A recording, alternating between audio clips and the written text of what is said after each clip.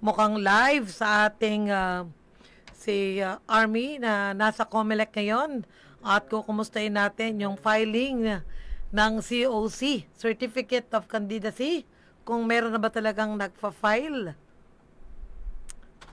Naka-monitor siya doon ngayon. Hello Army! Kumusta? Yes, hello. Hello, malinaw po ba ako? Yes! Loud and clear. Ayan. Yes, magandang hapon. Hapon na ba? Magandang hapon, hapon na.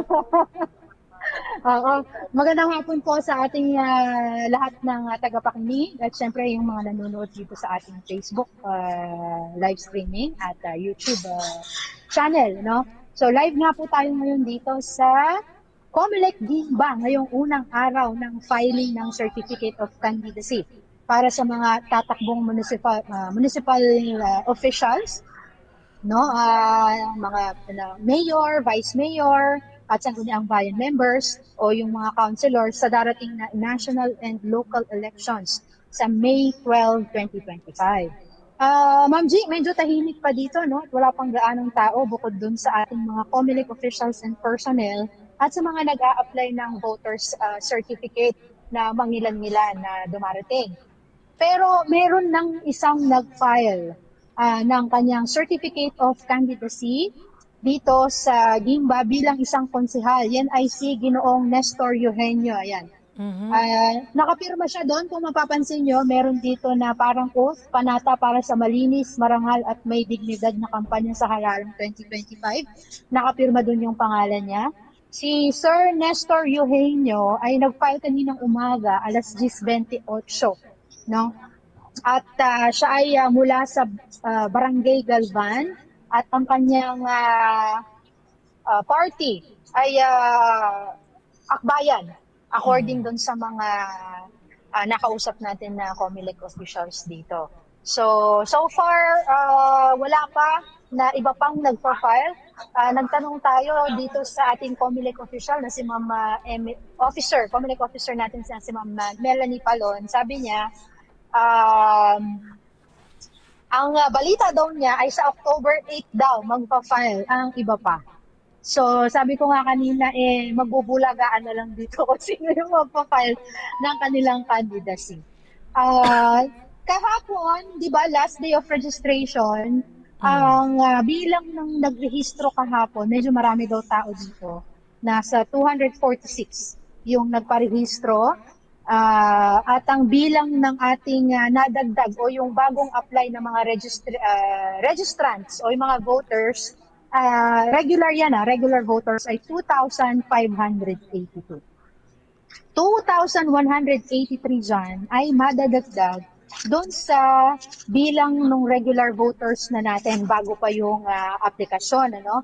Which is 79,863. So, ang papasok o ang i-approve ng Election Registration Board o yung tinatawag nating ERB ay 82,046 na regular voters. Kasama na po dyan yung 1,313 na mga kabataan na tumungtong ng edad 18 noong July. So yung 2,500 voters na yon ay yan yung mga applicants natin simula February hanggang kahapon ng mga nagparehistro ng mga bagong voters. No, pwede nating i-classify yan. Meron tayong nakuhang classification dito. Yung mga bago talaga na nagparehistro dito sa Gimba ay 1,038. Yung reactivation o yung mga na-delete, yan yung mga hindi nakaboto sa loob ng dalawang magkasunod na eleksyon. Pero 222. nag-reactivate. Oo, nag-reactivate, parang bumalik. Tapos meron yung reactivation with correction. So sila yung mga na-delete tapos nagpa-reactivate at kinailangang mag-correct ng information. 40 nakatao yan. Tapos meron, ito marami-rami yung transfer from another, ano ba yung specific nito?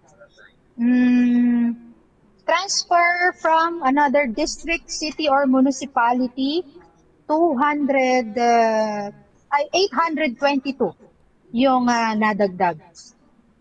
Meron din yung mga transfer from post to local. Ibig sabihin yan yung mga overseas absentee voters, yung mga nakarehistro sa ibang bansa.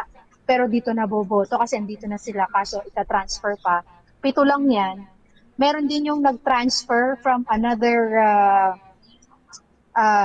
district, city, or municipality na nagkaroon din ng reactivation. So, na-delete din sila. 37 yon sa kabuuan. At yung transfer with correction and reactivation, 17. Yan yung mga madadagdag no, dun sa original nating bilang na regular voters. Kaya kabuuan ay 82,046. So, yan ang i-approve ng ating electoral board na binubuo ng election officer natin, of course, ng COMELEC, ang ating local civil registrar at yung ating DepEd PSDS o yung public school district supervisor. According to Ma'am Melanie, itong 82,046 na to na regular voters ay most likely ma-approve kasi wala naman na experience ng mga opposition ng approval ng board. Pero until October 7 ay pwede pang mag-oppose ng bilang ng mga registrants o yung voters. Ngayon, once na dumaan yan sa electoral board, babawasan pa yan nung mga botante na namatay na. No, syempre alisin na yan. Tapos yung mga nag-transfer mula dito sa Guimba papunta sa ibang district, city at municipality. Ayan. After nito, so hanggang October 8 yung ating filing ng certificate of candidacy. Tapos sa kasalukuyan, present din yung ating kapulisan dito. Ayan, makikita nyo sa aking likuran. Walang ginagawa. Mga nakaupo. Wala naman kasi nag-a-apply eh. Walang nag-a-apply. Dito. So, ibig sabihin, malungkot dyan sa COMELEC. Oo, medyo tahimik pa. Hanggang anong oras bukas ang COMELEC? Hanggang anong oras daw po bukas ang filing? Saan din? Sa araw-araw? 8 to 5. 7 a.m. to 5. 7 a.m. to 5 p.m. 8 a.m. to 5 p.m. Oo. Yung after naman nitong ating COC ay ano ba yung susunod dito? Sa October 15. No, actually, 5 days after filing of COC ay yung last day to file petition to declare as nuisance candidate. So, yan yung mga joke time lang yung file ng certificate of candidacy. Tapos, sa October 15, last day naman ng petition ng exclusion of overseas voter from the National Registry of Overseas Voters. Ito yung parang dito naman sa local na petition na hindi i-petition yung mga substitution. Kung halimbawa mag-a-apply, magpa-file ng COC, pero aatras at merong isa substitute, hanggang kailan? Substitution? Ang substitution sa party list nominees, teka.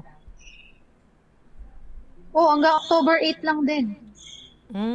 Within that period lang din ng filing ng COC ang substitution. Oo, kasi hindi na katulad nung dati. Kasi dati may papatakbuhing barangay captain sa position na presidente, tapos aatras naman din pala yung barangay captain magpa-file ngayon yung dati kasi 'di ba pwede hanggang midday ng actual na election di ba? Pero mababa. Ang pwede lang yun ata yung nabago ngayon October 8. Yes, yan yung mga binago. Pero yung mga may exception naman dyan na pwedeng mag-file hanggang May 12. Yan yung mga namatay na substitute of an official candidate of a political party or coalition who died. Oo, kung may nangyari. Hanggang May 12 yun. Nawala ka na, Army. Nag-freeze siya. Okay. Sige. Okay na siguro yun. Ang status dyan sa Comelec Gimba ay tahimik pa. Walang nagpapain. Ayan, nagbabalik. Ayan. Sabi ko, tahimik pa dyan maliban sa may isang nag-file ng COC. No? So, merong inaasahan pang papile ng mga partido. No? Oo. Natin So, malaman sino-sino ba yung ilan pa yun? inaasahan natin? Meron tayong dalawa, yung nakaupo at saka yung opposition dito sa Gimba.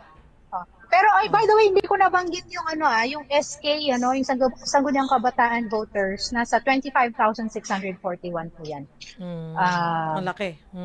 Hindi lang ng kanilang registered voters. Ayun. So, antabay din tayo, baka meron pang ibang mga magpa-file ngayong hapon, pero so far, mukhang wala naman. At pwede pa daw mag-file hanggang alas 5 ng hapon. Okay. Ayun. Sige. Okay. Maraming salamat, Army, sa iyong update. Kaugnay sa unang araw ng filing ng COC sa Comelec Gimba. Okay, maraming salamat at magandang hapon.